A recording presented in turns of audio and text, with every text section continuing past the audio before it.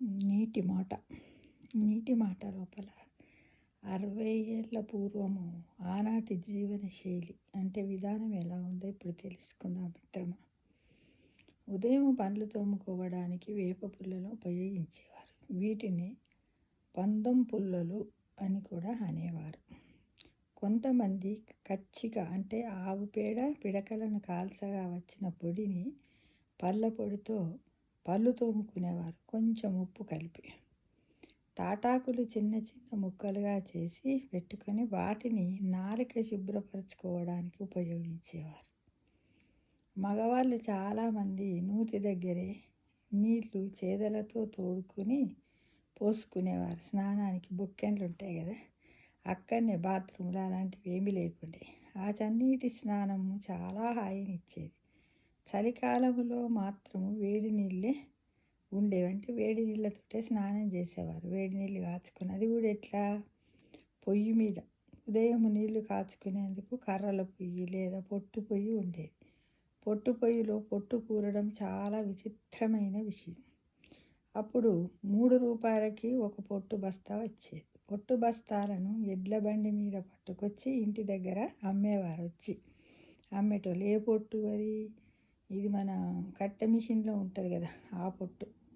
ఉనుక ఇంకేంది, మన ఒడ్లు బియ్యం పట్టిస్తారు కదా, ఆ చిట్టుతో కూడా కొట్టేవారు అనమాట. కాఫీ డికాషన్కి వేడి వేడి నీళ్ళలో కలిపి కాఫీ పొడి వేసి, డికాషన్ ఎలా చేసంటే కాఫీ బిళ్ళలు దొరికాయి. ఫస్ట్ నీళ్ళు పెట్టి మసిలేటప్పుడు 2 కాట్లు, 1 కాటు, 3 కాట్లు, ఇట్లా 3 కాట్లతో ఉండేది ఒక బిళ్ళ, కాఫీ బిళ్ళ. దాన్ని వేసి కాఫీ చేసుకునేవాళ్ళు. అంటే ఇప్పుడు 1 కప్పు ఛాయ, 2 కప్పుల ఛాయ అంటే మనకి ఎంత చిక్కదనం కావాలంటే అన్ని బిళ్ళలను కట్ చేసేసుకునేవారు. కాఫీ డికాషన్కి వేడి వేడి నీళ్ళలో కాఫీ పొడి వేసి కొంచెం సేపు ఆగాక పైన తేరిన నీటిని డికాషన్గా ఉపయోగించేవారు. పాలు షేరు లెక్కన అమ్మేవారు. అప్పుడు లీటర్లు అనకుండా 1 సేరు, 2 సేరు ఇట్లా అమ్మేవారు. పావు సేరు, అర్ధ సేరు అని. బొగ్గుల కుంపటి మీద కాఫీ కుంపటి విసరడానికి ఓ వెదురు విసనకర్ర ఉండేది. కుంపటి అంటే అదే ఇందాక ఒక తొట్టిలో కొంచెం చిట్టు పోసి దాంట్లో పిడకలు వేసి అగ్ని వేసి ఇట్లా ఊపేవాళ్ళు అనమాట. దాన్ని విసరడానికి ఒకటి వెదురుది కర్ర ఉండేది, విసనకర్ర అందురు దాన్ని. కొంతమంది వత్తుల స్టవ్, పంపు స్టవ్ వాడేవారు. కిరసనాయిల్ది కూడా. నేను కూడా ఇవన్నీ ఇప్పుడు చెబుతున్నటువంటి పైన ఉన్న అన్నిటిని నేను వాడాను మిత్రమా. ఎప్పుడు అంటే 1992 దాకా వాడాను. 1992 దాకా నేను వాడాను. అదేవిధంగా బరువులను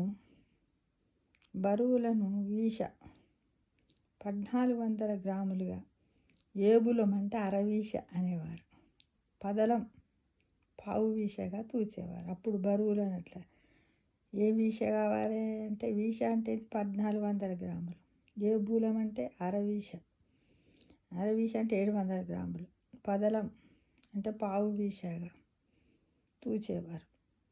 ఇంట్లో దేవుడు పూజలు అవి సామాన్యంగా ఉండేవి. మడి తడి మాత్రం పాటించేవారు బాగా. వంటంతా ఇత్తడి గిన్నెలతోని. అందరి ఇళ్లలోనూ రాచిప్పలు ఉండేవి. ఆ రాచిప్పల్లో పచ్చి పులుసు, ఉల్లిపాయల పులుసు, పప్పు పులుసు కాచేవారు. ఆ రుచి అమోఘంగా ఉండేది. అన్ని పచ్చళ్ళు రుబ్బు రోట్లోనే రుబ్బేవారు మిత్రమ.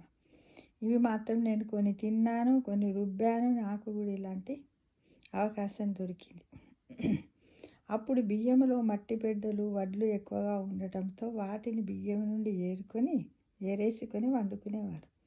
రోజు మధ్యాహ్నం ఆడవాళ్ళందరూ కలిసి బియ్యం చేటల్లో పోసుకొని వడ్ల బిడ్డలు ఏరుకునేవారు. అదే వారికి ఇరుగింటి పొరుగింటి వాళ్ళతో కాలక్షేపం పిచ్చాపాటి.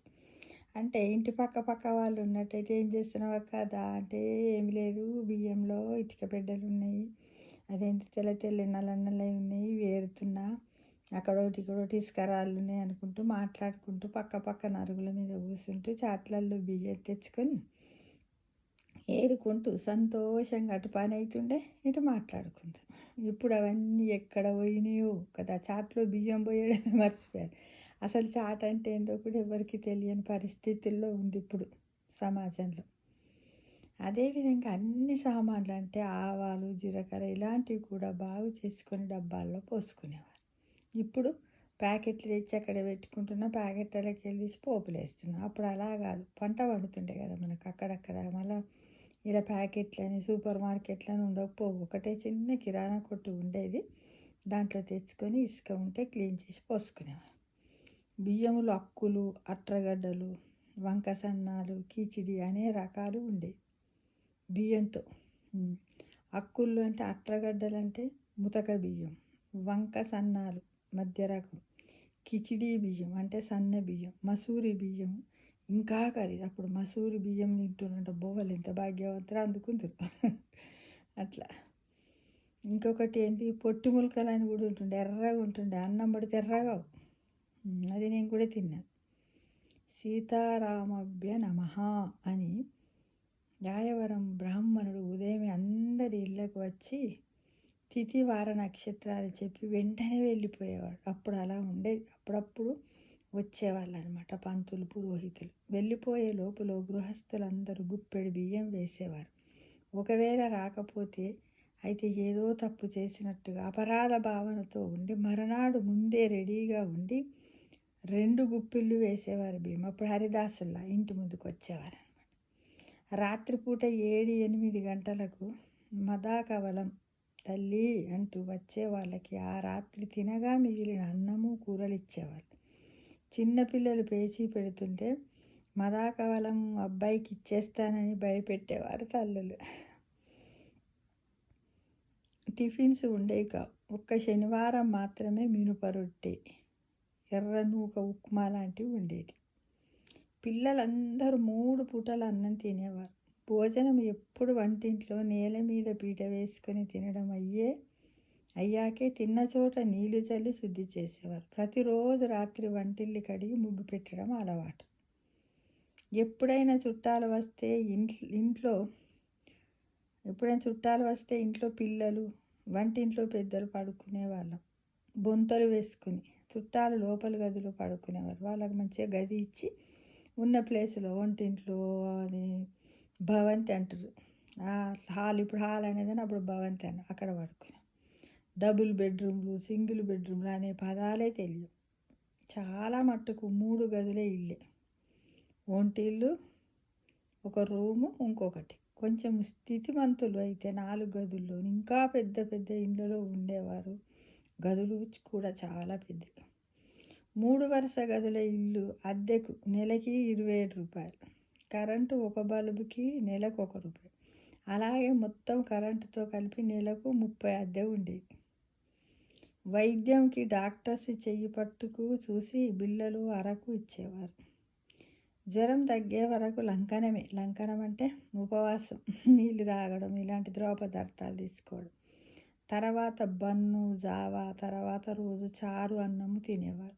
డాక్టర్ భుజం తట్టి తగ్గిపోతుందిలే అనే మాటకు సగం జ్వరం తగ్గిపోయేది. అంటే ప్రభుత్వ ఆసుపత్రికి పోతే రంగురంగుల ఔషధాలు ఇచ్చేవారు, ఇట్లా నీళ్ళ లాంటివి ఇచ్చేవారు. అది నేను కూడా తాగాను.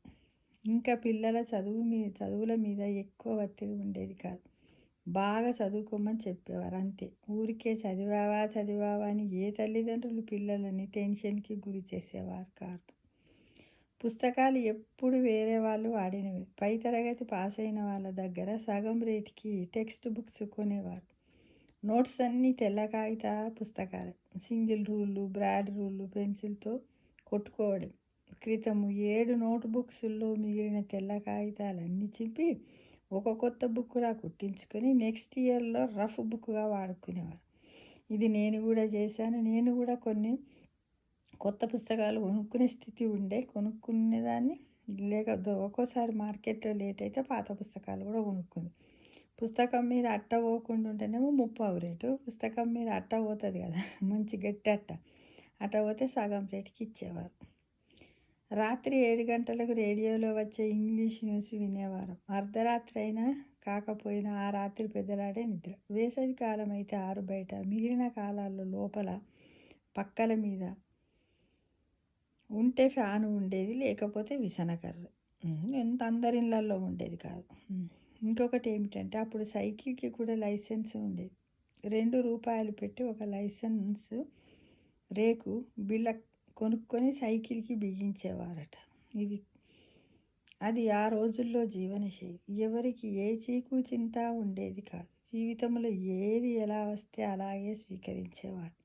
సంతోషంగా కాలం గడిపేవారు. ఆనందంగా బాధ్యతలు నిర్వహించేవారు.